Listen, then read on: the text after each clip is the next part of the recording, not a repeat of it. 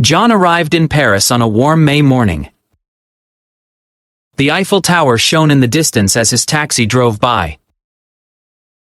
"Paris feels like a dream," he said softly. He was here to watch the French Open at Roland Garros. Clay courts and world-class tennis. Perfect, he thought. He carried his camera and a small notebook. "I will write everything down," he promised himself. Outside the stadium, people were already lining up.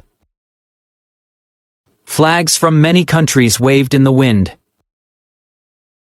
He heard French music playing from a speaker nearby. "Bonjour," said a woman selling tickets. "Bonjour," John replied, proud of his French greeting. Inside, he found his seat near the baseline. The red clay looked soft but strong. "So different from grass courts," he whispered. The umpire's chair stood tall in the center. The players entered the court to loud applause. John felt his heart race with excitement. The first serve cut through the air. The ball hit the clay with a soft thud. "Wow," John said, "even the sound is beautiful." The players moved fast, sliding on the clay. Their shoes left small marks behind. "It is like dancing," John thought. Every shot looked powerful yet graceful.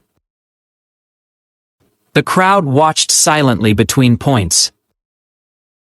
"Quiet, please," said the umpire. John held his breath as the rally grew longer. Finally, a perfect backhand ended the point. The crowd clapped politely, then louder. "Bravo," shouted someone in French. John joined in, smiling. Between games, vendors sold croissants and orange juice. John tried one and said, "Best snack ever." The sun grew warmer, and the clay shone redder. The players must be so strong, he thought.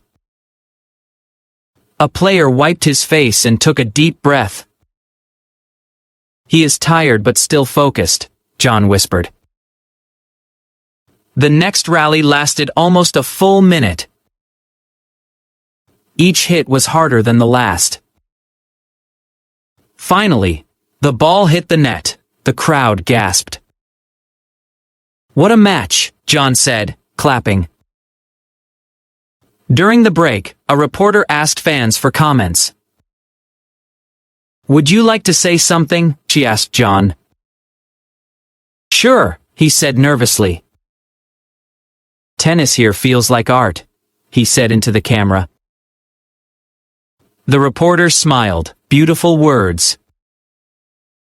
The match continued into the afternoon. Shadows grew longer across the court.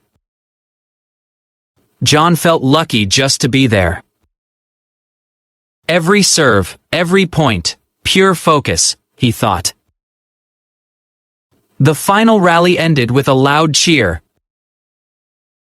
The players hugged at the net. The crowd stood up, clapping for minutes. "Sportsmanship. That is what makes this special," John said. As he left the stadium, the air smelled of clay and victory. He walked to a cafe nearby and ordered a latte. He wrote in his journal, "Tennis can teach grace under pressure." The Paris sky turned golden as he looked up. His 19th bucket list dream had come true.